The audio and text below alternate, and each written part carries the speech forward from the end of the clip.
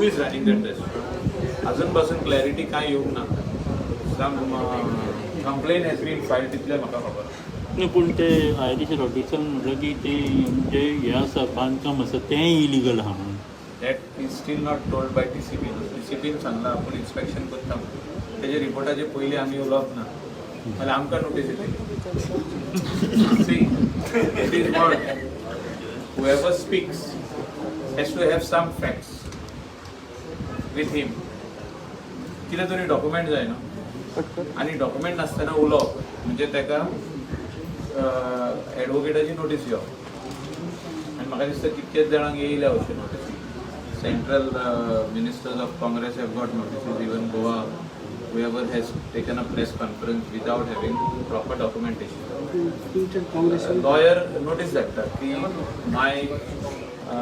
the image of the owner or proprietor or my client has been spoiled by so and so person. So without TCP, without Panchayat doing a formal inspection and telling the facts, we should not comment. It is wrong. But then your party itself has taken up the issue, no? Congress has taken up the issue. Yeah, let anybody take up the issue. We will wait for the report. It is very important that the panchayat, which is not in force now, right now the panchayat is not in force.